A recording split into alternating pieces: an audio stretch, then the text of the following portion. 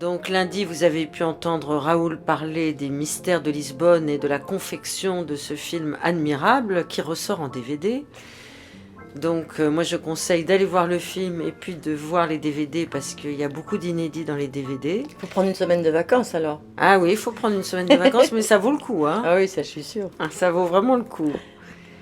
Hier, on a pu entendre une conversation croisée entre Pierre Bellemare, qui était le professeur de français de Raoul Ruiz quand il est arrivé à Paris. Ah ça, vous ne Non. saviez pas, hein, Ah Catherine non Deneuve. Non. D'une certaine manière, j'écoutais la radio. Ah oui, d'accord. Ah oui, Lui d'accord, et- sans le et- savoir. Il y avait Rogéry aussi. Ah oui. Parce qu'il comprenait tout. Bellemare, c'est bien parce qu'il a une diction très, très précise, il articule bien. Je suis sûre que pour un étranger, en effet, c'est un bon moyen de se familiariser. Comment vous êtes rencontrés tous les deux? Par Par Paolo, Paolo, non Paolo, hein, Paolo Par Branco, Paolo. oui. À quelle occasion? à l'occasion d'un film qu'on préparait. Oui, pour parler d'un projet de film. Et sur les plateaux avec Marcello une fois. Oui, j'étais venue le voir. Vous étiez donc rencontrés avant d'entreprendre L'embrasser, oui. Généalogie d'un Oui, crime. Oui, Oui, oui. Vous on s'était connaissiez. croisés, on s'était croisés. Je le connaissais plus comme ça parce que mes amis ou des gens que je connaissais, je connaissais pas bien ses films. Mais je connaissais des gens qui avaient travaillé avec lui, je connaissais des gens qui avaient vu ses films, je savais plus de choses de lui que je ne connaissais son cinéma, c'est vrai. Et que vous a-t-il demandé quand il vous a proposé le rôle principal de Généalogie d'un crime? Il demande rien, Raoul. Il vous... C'est un conteur, donc il vous raconte les choses comme ça c'est même pas chronologique, mais ça n'a pas d'importance. De toute façon, quand on se rencontre et qu'on n'a pas lu le scénario encore, c'est vrai qu'il vaut mieux que on vous dise des choses qui sont autour du film que de vous raconter en disant voilà, vous voyez, comme si c'était un synopsis, et qu'on dit voilà, c'est l'histoire d'un couple ou d'une femme qui va croiser dans sa vie. Donc, je me souviens plus exactement, mais je me souviens que ce dont je me souviens, c'est que comme je l'ai constaté après en travaillant avec lui, c'est un conteur, donc c'est un enchanteur. Quel type de direction d'acteur exerce-t-il? Alors c'est global. On n'est pas simplement, enfin, je sais pas pour les autres acteurs, mais moi, j'ai pas le souvenir qu'il me dit des choses à moi personnellement. C'est toujours dans le contexte d'un lieu, de la scène, de l'esprit de la scène. Oui, c'est ça. Il va pas vous reprendre pour un mot, pour une phrase, mais il vous dit des choses autour de la scène. C'est comme s'il était un chef d'orchestre qui vous donnait, vous voyez, le ton. Voilà, le ton, l'atmosphère. Puis après, il fait confiance aux acteurs avec qui il tourne, donc il dirige d'une façon assez particulière, mais comme ce sont toujours des plans, moi j'étais absolument enchantée parce que ce sont souvent des plans très longs, des plans travelling, très compliqués, moi j'adore ça. Donc j'ai l'impression comme ça que c'est comme un ballet, vous voyez qu'on est on est entraîné dans quelque chose, enfin qui moi me convenait tout à fait. Donc voilà, je suis tout de suite prête à suivre. Mais pour Généalogie d'un crime, Raoul, avez-vous dit des choses sur ce personnage, cette psychanalyse quand même qui il fallait que était j'avais extrêmement lu, bizarre? J'avais lu un texte de Jacquard, les journalistes. Oui, Roland Oui, Jacquard, c'est oui. vrai. Il avait écrit dans Le Monde ce texte sur cette disciple de Freud, croyant que donc on peut déterminer certains aspects de la vie. Par exemple, une certaine tendance, là, il a cru trouver, et les personnages, là, le disciple a cru trouver que son neveu avait des tendances criminelles. Il a décidé d'étudier ça et voir comment ça allait se passer. Et il n'avait pas prévu que les jeunes allaient la tuer, elle. Donc elle a éprouvé très directement en quoi consistait la préparation d'un crime, d'où ça venait, comment ça pouvait... Elle l'a vu venir. Mais en même temps, c'est une femme qui voulait, quelque part, elle est amoureuse de Freud, et elle veut donc, amoureuse, je veux dire, admirative, hein, dans ce sens-là, elle veut prouver la théorie. Elle est en quelque sorte une martyre de la religion freudienne. Vous voyez comment ne pas dire, comment ne pas dire oui. Il fallait revêtir les habits de cette femme, fallait la rendre crédible. Oui, mais là on est dans un monde où la Onirique. crédibilité, oui, voilà, c'est tout à fait différent, c'est beaucoup plus ouvert, c'est beaucoup plus large, il y a beaucoup plus de liberté quand même. On n'est pas dans une forme de réalisme. Il faut que ça reste crédible, mais on n'est pas dans une forme de réalisme, donc c'est vraiment très différent.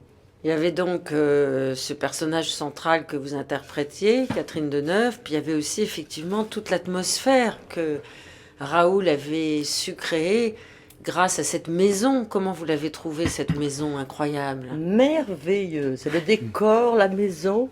J'avais l'impression d'être dans le décor du personnage, du film, tout ça. J'ai trouvé ça absolument formidable. Je me souviens très bien du décor. Ah oui, c'est très important, hein, les décors, les costumes, c'est quand même... De plus en plus, pour les nouvelles technologies, maintenant, on voit tout. Et donc, d'un coup, le travail cinématographique pour les comédiens devient beaucoup plus théâtral. Quand Raoul vous propose donc ce rôle, Catherine Deneuve, est-ce qu'il vous donne des éléments sur le personnage? Est-ce que c'est à vous d'essayer d'imaginer ce personnage, sa métamorphose, sa double, voire sa triple identité? Est-ce qu'il fait appel à votre onirisme? Je crois qu'il fait appel il fait crédit aussi il donne crédit à mon imagination, et il attend aussi que moi-même je propose des choses à partir de la proposition qu'il fait, et il faut rentrer dans quelque chose. Je pense que s'il constatait qu'on était abandonné ou qu'on se sentait un peu perdu, je suis sûre qu'il serait tout de suite là pour vous donner une phrase clé ou vous dire un mot ou un adjectif, quelque chose qui vous relancerait dans la... Mais c'est pas des choses qui se font d'une façon globale, si vous voulez. On ne fait pas comme ça on a une vision évidemment du personnage comme ça. Et après, le plus important, c'est d'être dans la situation de la scène et de ses partenaires. Et souvent, la situation de la scène, elle tient, je veux dire, au jour même où on tourne, l'endroit où on tourne, la lumière qu'il y a, le désir, ou en tous les cas l'envie de Raoul de faire un plan comme ci ou comme ça. C'est pas des choses qu'il prévoit forcément toujours avant. Je pense que c'est quand il arrive sur place, qu'il voit les acteurs répéter, que les choses se font comme ça beaucoup. Mais il y a des films, si vous voulez, quand on sait qu'on travaille avec certains metteurs en scène, où c'est pas qu'on est habité, mais on est avec le personnage et on reste complètement ouvert, voyez, à quelque chose. C'est pas... Moi, de toute façon, je n'ai pas l'habitude de travailler seul ou vous voyez, de prévoir et de construire quelque chose complètement seul chez moi en apprenant le texte. Pour moi, le texte, c'est une chose importante. Puis après, il faut être totalement disponible. Donc, j'arrête pas les choses complètement quand je travaille ou quand j'apprends le... Pas quand je travaille, c'est pas du travail, mais quand j'apprends le texte avant. J'essaie plutôt d'être dans l'univers et dans le moment et dans l'humeur de la journée. Parce que Raoul aussi peut changer d'avis par rapport à une journée, par rapport à même ce qu'il avait prévu. Il peut... Mais c'est très doux de tourner avec lui. C'est ce que disent beaucoup de personnes qui travaillent avec vous, Raoul. Ouais, c'est la douceur. Ouais. Et pour les mystères de Lisbonne, ils disent tous ça aussi. Qu'ils soient acteurs ou techniciens, ils disent que c'était un tournage très doux. C'est devenu les spécialités maison avec l'âge, mais... Mais non, parce que Melville Poupeau, qui a travaillé avec vous... Tout petit. Très jeune, dit la même chose déjà. C'était déjà L'île comme des ça. pirates, c'était il y a longtemps. Oui. Non, j'ai perdu beaucoup de temps en train de me fâcher, tandis que j'arrive pas. Je me sens ridicule. Et puis, je n'arrive pas à accuser personne parce que, même moi-même, selon la formule, si on n'accuse personne, on ne peut pas s'accuser soi-même. Donc, on gagne. J'ai fait mon mieux pour me fâcher, pour faire... Pour faire semblant d'être méchant. Et ça ne marchait pas. Ça ne marchait pas. Et puis là, une autre chose, l'esprit de contradiction. Si on m'a dit en France, quand je suis arrivé en France, il faut être clair, dur et intraitable, quelque part. On m'a donné toutes sortes de conduite possible. Toutes sortes d'indications dont j'ai retenu qu'une seule, les autres, j'ai fait exactement le contraire. J'ai retenu le fait que si on dit point de caméra ici, il ne faut pas changer. Même si immédiatement après, on se rend compte qu'on a fait une bêtise. On s'était trompé. Enfin, c'est ça. À part ça, j'ai fait exactement le contraire. Finalement, au début, dans mes premiers films ici, j'affrontais les problèmes qui avaient rendu célèbre la France, en point de problèmes syndicaux. J'ai vécu 2 grèves pendant le tournage. Durant quel film? L'hypothèse du tableau volé. Ça, c'était dans les années... C'était quoi? Ça, c'est l'hypothèse 78. Ah oui. Et donc, interruption là, du tournage. Non, comme je parlais en français tellement précaire, Les gens étaient persuadés que je ne comprenais pas, alors je comprenais beaucoup plus de ce que je parlais. Et là, j'ai appris qu'il y avait une grève d'ici à 2 jours. Alors, je travaillais le soir et je fais les films de sorte qu'ils soient terminés en 2 jours. Et je crois que c'est la seule vacherie syndicale que j'ai jamais fait. On a dit, bon, demain, on arrête parce qu'il y a la grève. Et j'ai dit, très bien, moi j'adhère aussi parce que le film est terminé. Et Tout le monde ne peut pas faire ça, évidemment. Est-ce que vous vous souvenez, la grève, ce que c'était, la grève, les revendications? c'était une grève des techniciens à l'INA pour faire des... Tout à fait juste, pour donner plus de jours de tournage. Ah oui? Alors, dans mon film, c'était très difficile de donner des jours de tournage parce qu'il n'y avait pas de scénario. Parce que c'était ce fameux documentaire que j'avais préparé avec Pierre Klosowski, et qui était un documentaire. Et en fait, lui, il est parti en vacances et on est resté avec la date de tournage. Et alors, j'ai fait une fiction, j'ai bricolé une fiction qui est devenue ce film. Et là, on m'avait donné 3 semaines, je crois, 2 semaines. Et donc, à la moitié, on a fait la grève, mais ils ont fait la grève, mais j'ai terminé en 8 jours, donc ça va, c'était bien. Là, j'étais forcé à faire des plans séquences très longs. Et je ne me vante pas, mais je n'avais pas le choix. Tandis que l'autre grève, c'était la grève des comédiens. C'est tombé pendant la vocation suspendue. Là, c'était le moment dur, quand on dépassait de 1 minute la journée de travail. On coupait les sons, on coupait la lumière et tout. Moi-même, je venais du Chili, j'étais d'un tempérament ouvriériste. Donc, je ne pouvais pas être contre, j'étais pas contre. Mais en même temps, je voulais faire mes films. Et alors, on a fini d'une manière assez absurde, bizarre et heureuse, parce que finalement, on tournait les films et les week-ends, on tournait un autre film avec les mêmes techniciens qui étaient en grève. Oui, vous avez tourné Mais des films avec de très très peu de moyens. Hein. Les films gratos, qu'on appelle ça. Des films gratos. Oui, les films de dimanche, ça s'appelait. Mais c'était quoi? Des films tract, des films propagande, des films révolution? Non, justement, comme personne ne faisait plus des films tract, des films politiques, moi je profitais pour faire des films farfelus. J'ai fait les Borgnes. C'est un film qui existe. 6 épisodes que j'ai tournés. Avec Bonitzer comme acteur d'ailleurs dans ce film. Et Bonitzer, entre autres, oui, les acteurs. Alors vous avez parlé de vos origines chiliennes. Je crois que ça vous a beaucoup influencé, cette enfance que vous avez vécue de manière assez solitaire dans une ville de province où vous écoutiez beaucoup la radio. Puis ensuite, vous avez été militant, socialiste. Nous allons écouter la dernière déclaration de Salvador Allende à la radio. C'était le 11 septembre 1973. Saviez-vous, Catherine Deneuve, que Raoul Ruiz a travaillé pour Salvador Allende? Non, je ne le savais pas, non. Mardi 11 septembre 1973.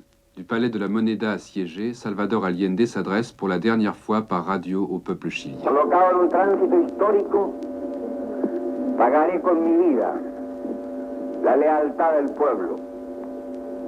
Y les digo que tengo la certeza que la semilla que entregáramos a la conciencia digna de miles y miles de chilenos no podrá ser cegada definitivamente. Tienen la fuerza, podrán avasallarnos, pero no se detienen los procesos sociales, ni con el crimen. Placé dans un moment historique que je paierai de ma vie la loyauté du peuple, et je leur affirme que la semence que nous avons déposée devant la conscience digne de milliers et de milliers de Chiliens ne pourra être définitivement étouffée. Ils détiennent la force, ils pourront asservir, mais ils ne peuvent pas transformer la société par le crime et par la force. L'histoire est à nous, et les peuples la font eux-mêmes. On s'en souvient de ce discours. Vous étiez où, vous, Raoul Ruiz? En train de prendre un café au lait. Où? Chez moi, à Santiago. On avait une réunion pour faire... parce que le lendemain, le 12, je devais commencer un film sur les coups d'État. Donc, pour une fois, j'étais un peu en retard. Et alors, j'ai entendu ça, et tout le monde a dit la même chose, il a dû se suicider. En fait, il est mort l'après-midi, pas le matin. Et alors là, je me suis rendu au siège du parti socialiste, mais là, il avait un trou, parce qu'il avait déjà été bombardé. Alors, je me promenais dans la rue, J'ai trouvé un bar ouvert où je demandais une bière.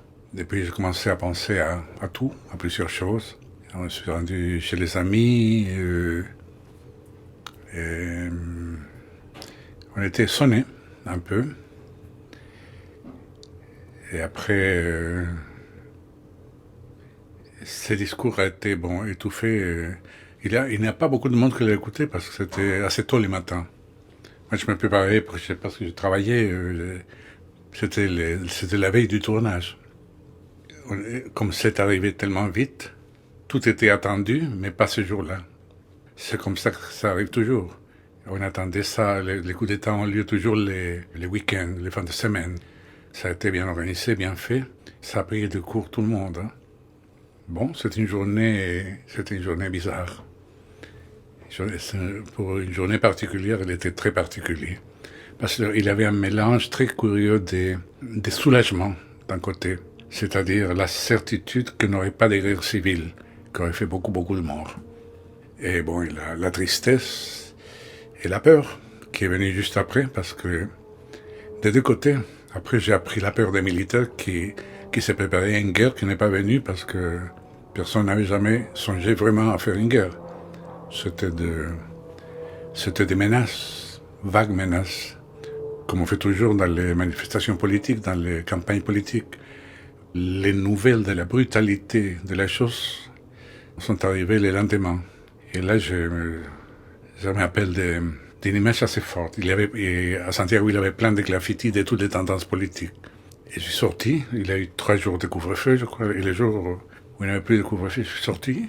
Et partout, il y avait des gens qui étaient en train d'effacer, comme dit, les traces du péché socialiste. C'était en train de mettre de la peinture blanche. Et ça, c'était une image très forte. Comme quelqu'un qui voulait, au plus vite possible, oublier tout. Et puis, tous les gens sans moustache. Tous les hommes sans moustache. Les moustaches, c'était un signe de gauche. C'est pour ça que vous les portez toujours, Raoul. C'est qui m'a forcé à les garder maintenant. J'aimerais bien les enlever ou mettre une barbe, mais je ne peux pas parce que je les ressens comme une trahison à Allende. Mais il s'est suicidé? C'est la question, oui, on ne sait toujours pas historiquement. Oui, c'est pas vraiment, oui. Bon, est-ce qu'il a été tué ou est-ce qu'il s'est suicidé? Donc ça revient, de ce point de vue, ça revient au même, hein, parce que il a eu beaucoup de blessures, c'est comme ça, c'est pour ça qu'on n'a pas pu montrer les cadavres. Question d'actualité, il faut dire.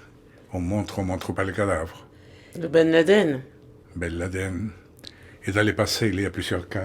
Mais attendez, vous dites beaucoup de blessures parce qu'il a, même s'il s'est suicidé, il a été. Oui, ils sont rentrés, ils ont tiré sur lui. Donc c'est pour ça que je dis, ça revient pas au même, mais d'un point de vue objectif, oui.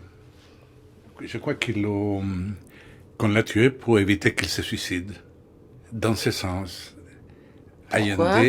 Allende, en faisant les gestes de se suicider, il imite Balmaceda, le président du Chili, renversé par une conspiration de droite manipulée par les Anglais pour conserver les mines du nord du Chili.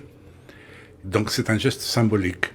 C'est pas un hasard si le mot Balmaceda a été prononcé souvent pendant le gouvernement Allende.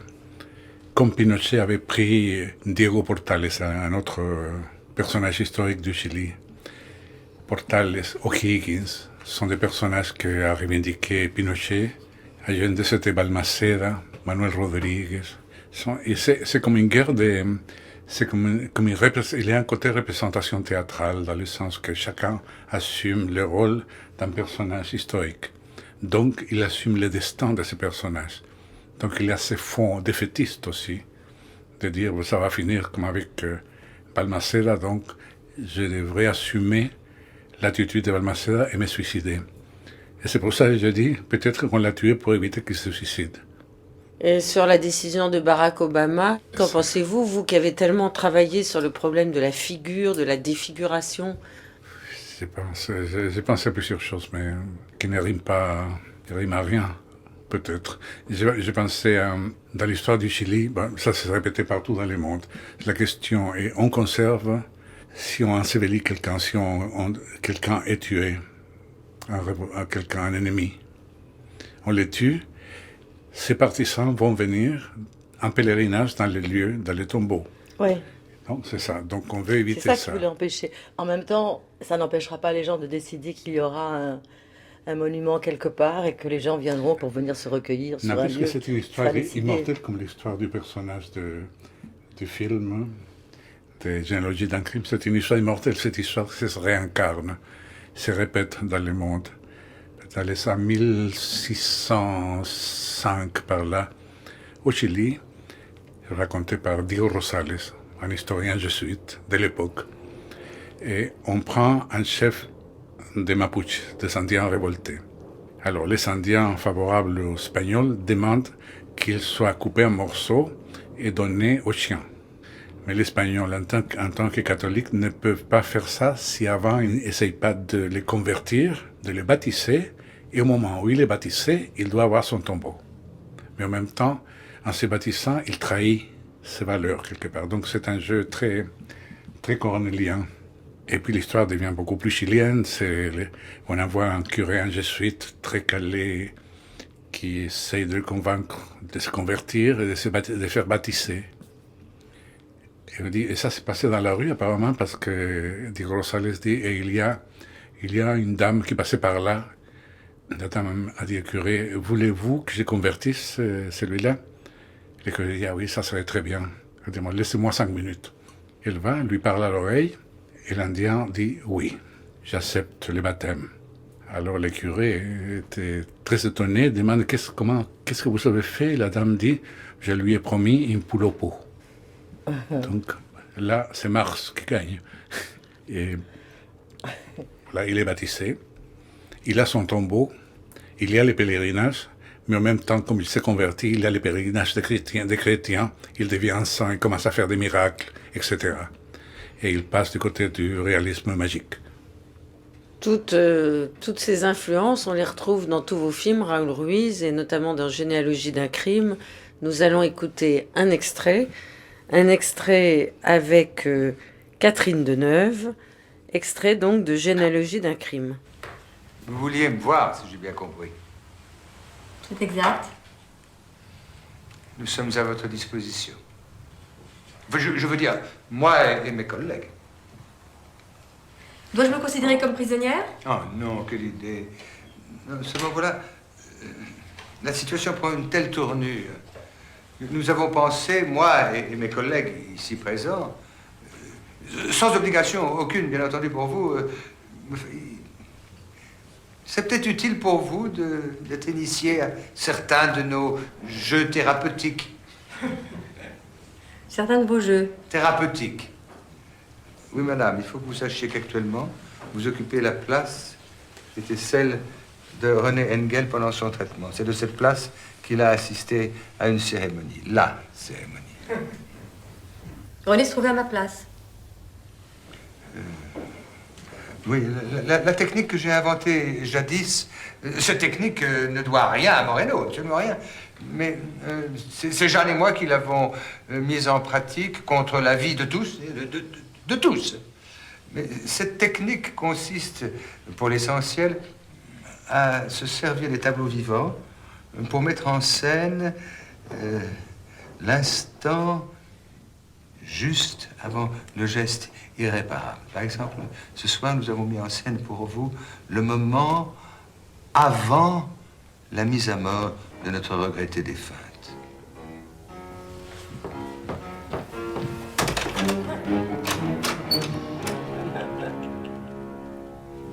Si je comprends bien, vous prétendez avoir voulu déjouer les pulsions criminelles de René en représentant devant lui le crime?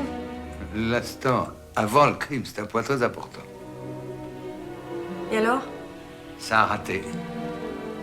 Au moment de faire passer René de l'autre côté du miroir, les choses ont mal tourné. Bon, c'est assez incroyable quand on entend un extrait d'un film de Raoul Ruiz, la Généalogie d'un crime avec vous, Catherine Deneuve, de voir à quel point, effectivement, on est projeté dans l'univers sensible du film et à quel point on peut imaginer l'intrigue. Et dans ce film, vous n'avez peur de rien. Ben non, Vous affrontez toutes les situations. c'est le postulat. C'était le postulat entre vous. Moi un peu, oui, sans vraiment se l'être formulé Faut y aller, quoi. On continue à y aller. Oui. On franchit Oui, tous oui. les obstacles. On ne sait pas si on est dans un monde onirique ou dans un monde réel, mais on y va. Oui. On n'a pas peur de la mort. Non. Non, pas avec Raoul, non. Mais Généalogie d'un crime, c'est aussi un film sur la passion d'une femme qui va s'éprendre d'un homme beaucoup plus jeune et qui va se laisser briser finalement à la fin du film. Ah ben oui, mais c'est ça, l'amour a des exigences très lourdes, très fortes. Et comment se passe le tournage? Est-ce que vous arrivez, vous, avec votre séquence pour la journée, Raoul, puisque vous dites toujours que vous êtes un cinéaste qui respectait les horaires, vous a d'ailleurs C'est donné le une plus médaille en disant, je crois en Allemagne. En Allemagne, j'ai eu une médaille. Des fois, on finit avant même. Non, Oui. c'est si, rare si. ça, non? Oui, je connais pas beaucoup de cinéastes comme ça. Benoît Jacot aussi peut travailler comme ça. S'il estime qu'il a fait ce qu'il voulait faire dans la journée, la scène qu'il voulait faire, les plans qu'il voulait faire, eh ben oui, oui, voilà, ce sont des gens libres, Et la feuille de route remplis. est remplie, mais est-ce qu'elle est arrêtée d'avance? C'est-à-dire, est-ce que, par exemple, sur le tournage de Généalogie d'un crime, est-ce que tout était réglé d'avance, chaque plan, ou est-ce qu'il y avait des improvisations? Ni l'un ni l'autre. Ouais, Mettons, il y a 5 ou 6 solutions. Et puis, comment sont les gens, et bon, l'état d'esprit. Et là, ce qui arrive souvent, c'est que j'arrive avec parfois une idée de faire 6 plans. Et au deuxième, je me rends compte que ça suffit. On n'a plus besoin des autres. Donc, ça fait qu'il y a des raccourcis. C'est rare qu'il se passe le contraire. Parce que ce qui est curieux au cinéma, c'est une des choses les plus difficiles à maîtriser. C'est que les plans sont... Il y a une espèce d'autophagie du film qui fait que les plans se mangent les uns aux autres. Et d'un coup, il y a un plan qui était un plan de coupe qui devient le plan central de la scène, à partir duquel on n'a plus besoin des autres plans supplémentaires. Est-ce Et que là, vous le sentez aussi, Catherine? Je me souviens en tous les cas d'avoir senti une certaine liberté, c'est-à-dire de sentir que Raoul regardait vraiment la scène et que peut-être il allait dire après, bon non, finalement, voilà, ce plan suffit, c'est bien comme ça. Je veux dire, il est vraiment... il n'a pas d'idée arrêtée de plan, disons, de travail, généralement il y a un plan de travail pour la semaine, donc, et forcément pour la journée, mais ce qu'on appelle le découpage chez Raoul, c'est assez particulier, puisqu'en effet, ça peut très bien évoluer au cours de la journée et se réduire à quelque chose. Alors, des fois, ça peut être aussi un plan séquence très très long qui va mettre peut-être 3/4 d'heure à se préparer parce qu'il est très complexe pour les techniciens, installer le travelling, faire les points, tout ça. Et puis après, on va tourner ça en 1/4 d'heure ou 20 minutes. Et puis Raoul dira, bah, finalement, voilà, la scène est faite. Ça arrive parce que je me plante. Une fois, je me suis planté avec une scène avec des miroirs. Il faut dire qu'il y a beaucoup de miroirs dans le film. Oui, mais là, justement, il n'y en avait pas tellement dans cette scène. C'était des miroirs méchants. Ils n'étaient pas domptés.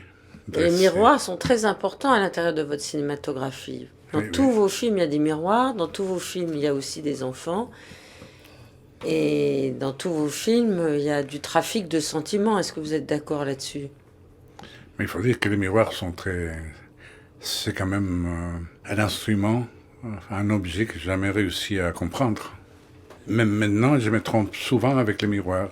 Je suis en train de regarder les miroirs toujours, et puis je vois une personne qui passe, elle dit, bon, elle sort de gauche, elle va rentrer à droite, et non, puis elle rentre à gauche à nouveau.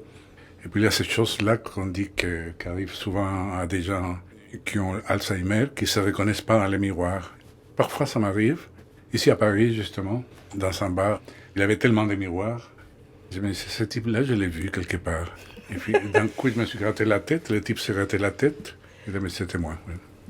Sauf que je ne m'avais jamais vu comme ça des profils. Et plusieurs fois, les miroirs trompent. Il avait un ami, un poète chilien d'origine française, Jorge Tellier, qui refusait, il était très alcoolique, et il refusait de rentrer dans certains bars parce qu'il n'avait pas dompté les miroirs. Il disait le mot aguachar, une expression indienne. Hein. C'est dompter, c'est comme un petit chien qu'on a Apprivoisé. Amandoué, je ne sais pas, c'est un mot doux. Alors, je ne rentre pas dans ces bars parce que tous les miroirs sont hostiles. Et cette idée qu'on peut dompter les miroirs, c'est vrai quand on s'habitue à un miroir, on se reconnaît, on est content de Ou pas. Non, Ouais, est-ce que on se l'actrice reconnaît. aussi doit dompter un miroir, son miroir, le miroir? Catherine Deneuve. Je crois que c'est très différent, le miroir, pour les acteurs. Oui. C'est le premier... C'est très ambigu aussi, peut-être, parce Oui. que ça peut être un ennemi. Ça peut être un ennemi, et en même temps, c'est la première confrontation qu'on a tout de suite avant d'aller tourner avec l'image que l'on a, on vérifie des choses. On Ça se peut regarde toujours avant ça de peut être partir très technique. se faire filmer. Ça dépend des scènes, mais en général, avant de quitter, comme on vous fait toujours des raccords de maquillage ou de poudre, comme ça, ou pour les cheveux, on se regarde, mais on se regarde pas comme on se regarde chez soi dans un miroir quand on se prépare. C'est très différent, on va pas au-delà de... Enfin, moi, je sais que je vais pas au-delà de quelque chose, c'est vraiment une espèce de façon de faire cerner comme ça, à peu près, voir les choses, comment... si tout ça a l'air de marcher, mais je ne peux pas m'attarder beaucoup dessus parce que déjà après on est tellement regardé quand on tourne et que c'est vraiment une chose avec laquelle qu'il faut presque d'une certaine façon oublier quand même aussi. Donc ouais, c'est très ambigu la relation des acteurs avec les miroirs. Puis ça dépend aussi du narcissisme de chacun. On a évoqué Très- Manuel de Oliveira. Vous avez tourné aussi, Catherine, beaucoup avec Manuel de Oliveira. Pas beaucoup, un peu, mais j'ai tourné, oui. Quand même, 3 films. Enfin, pas 3 filles, parce que c'est une participation que j'ai fait quand même dans le dernier, oui. Et Raoul disait son admiration que pour Manuel. Ouais. Mais je sais que souvent les comédiens disent comme Jean Malkovich qu'ils sont les sentiments d'être figurants. Et après, quand ils voient les films, oui, c'est autre chose. Non, moi, c'était depuis les tout premiers films, les premiers que j'ai vus, c'était Amour de perdition. J'étais déstabilisé constamment, c'était surtout ça, de manière de manière charmante, il faut dire charmante, ensorcelée, quoi. Ah oui. C'est-à-dire, bon, je m'installais, je voyais si bon, le film va vers là, et non. Il allait vers là, mais pas tout à fait. Enfin, il avait toujours un élément déstabilisant. Alors, j'ai cru souvent que c'était dû à l'âge, parce que Olivier, c'est quelqu'un qui a fait des films toute sa vie, mais il a commencé à être reconnu quand il avait 72 ans. Une chose que je crois qu'elle les tracasse pas, mais qu'elle l'obsède un peu. Hein, parce qu'il y a un personnage dans de ses films, il y a une des répliques que j'aime le plus dans le cinéma, qui est joué par Carlos Paredes, qui est quelqu'un de très connu. Donc, à un moment, il y a quelqu'un qui joue la guitare dans une taverne, et puis il se met à la portugaise, il se met à songer en silence, il dit « Bon, j'ai 74 ans, personne ne me connaît. » Puis il est en silence, il dit « C'est pas rien. Hein? » Ah oui. Et lui, il a ses côtés, c'est toujours ça même. C'est un côté faussement effacé. Et qui est Catherine Deneuve pour vous? Oh là, plusieurs personnes, parce que ça commence déjà par les tout premiers films, et surtout les films que vous savez connaître au Chili, c'était Belle de Jour, Oui. évidemment, qui était partout dans le monde, qui a fait des réactions tout à fait bizarres parmi les jeunes de l'époque et d'autres personnes. Ils sont partis tous en masse dans les bordels les plus proches, comme on va dans les pharmacies plus proches pour prendre une aspirine. Au Chili, à l'époque, il y en avait des bordels tout à fait convenables. Oui, il y en a toujours. Parce que c'était des bordels où on allait, parce que les filles n'étaient pas déguisées en prostituées. Ils s'étaient déguisés en cousines, tantes, membres de la famille. C'était la normalité même. Alors l'idée que ces filles qui étaient... Ça doit être très troublant. Oui, ça déstabilisait beaucoup dans un lieu comme le Chili. Alors voilà, ça c'est... Ça, c'est la Belle première de Jour, Catherine c'est le Deneuve. principe même de Belle de Jour. Là. Une femme tout à fait convenable, qui dérape d'une manière très convenable aussi. Et il va jusqu'à l'excès d'une manière encore plus convenable. C'est pour ça que dans les pays d'Amérique latine, dans tous les pays hispaniques, ça a eu une espèce de force. Et puis, il y avait quelqu'un, on a parlé beaucoup de vous, avec un peintre, Miotte, qui a prêté ce tableau pour Généalogie d'Antille. Ah oui. Parce que lui, ce qui les charmait aussi, c'est la différence des personnages. Il y avait un personnage complètement, une espèce de faux folle. Quel film pourrait être? Et puis d'un coup, il avait les personnages d'Indochine, impassibles, et tout ça. Et alors on a, comme le public n'est pas innocent, des choses les plus fascinantes avec les comédiens, c'est qu'on mélange les films. Donc on mélange les personnages du film à travers le comédien qui devient une espèce d'épon d'un imaginaire très arborescent, on va dire ça. C'est une impression que j'ai gardée. Il y avait des programmes avec 5 films parfois. Le mercredi, pas cher, on voyait 5 films de 2 heures de l'après-midi jusqu'à minuit à peu près. Et alors forcément on s'endormait. Alors je m'endormais par exemple en voyant Robert Taylor en train de jouer un avocat véreux. Et puis je me réveillais, il était cowboy. Puis je m'endormais et je me réveillais, il était en train de chanter. Enfin, c'était très... Cet élément de comédien que... Ces intégristes des acteurs studio qui ont cru à la légende de créer un personnage complètement, seul, unique, non, les personnages des acteurs studio. Tandis qu'il y a un élément qu'on peut appeler passe-partout, mais l'élément des ponts, qui rend au comédien une force, une autre force. Ça, c'était voulu, d'ailleurs, il y a les théoriciens anti-acteurs studio, que c'est Michael Chekhov, qui était le neveu de Chekhov. Il s'intéressait aux comédiens qui avaient la capacité de jouer jusqu'à un certain point et puis s'effacer un peu. Et donc, ça permettait ces passages d'un film à l'autre. Comme on dit parfois quand on lit des poèmes, Homère, Dante, Shakespeare, c'est le même poète. C'est une idée de Victor Hugo. On dit aussi ces cowboys, ces assassins, ces chanteurs de tap dance, ces danseurs. C'est la même personne, c'était vrai parce que c'était les mêmes comédiens. Mais dans un sens plus profond. Et c'est parce que les jeux étaient retenus aussi. Enfin, ça c'est la pratique technique. Le jeu n'est pas outrancier dans le sens que c'est unique. Je me suis imprégné du personnage à un point que le personnage est plus réel que les comédiens. Il y a le mot anglais fallacy, donc la pensée fallacieuse de l'acteur studio est de croire à l'unicité du personnage. Et il perd beaucoup, c'est fallacieux de ce point de vue. Le personnage est plus réel que le comédien. C'est l'idéal d'acteur studio. Non, mais c'est pas du tout votre idéal en tant que cinéaste et directeur d'acteur. Pas sa conception, je crois pas, non. Même en lisant les histoires de Saint-Genet, comédien et martyr, pas l'écrivain, les vrais Saint-Genet. Il a plusieurs versions de sa vie et comment il est devenu martyr. Vous parlez du texte de Jean-Paul Sartre, là? Non, je parle des Voragines, de Pierre Dodon, de l'histoire des saints, des vrais Saint-Genet. Parce qu'il y a aussi un texte de Sartre qui s'appelle Saint-Genet. Saint-Genet, les patrons des comédiens. Ah bon? Ah bon? Tu découvres c'est les patrons des comédiens, oui. Mais je ne savais pas. Il est de quelle origine, ce patron des comédiens? C'est l'Empire romain, c'était à Rome, puisque l'empereur était présent. On commande à Saint-Genet de jouer un chrétien et de se moquer des chrétiens.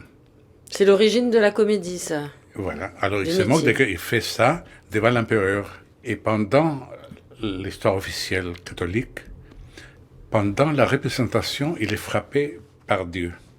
Et il devient vraiment chrétien. Et il commence à défendre la religion chrétienne et il est tué sur place. Martyr. Comédien et martyr.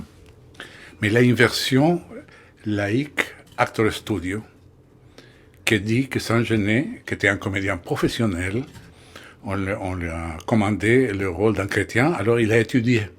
Il a fréquenté des chrétiens, il s'est imprégné, et par le travail acteur studio qu'il a fait, il est devenu chrétien. Malgré lui. Et il a été tué.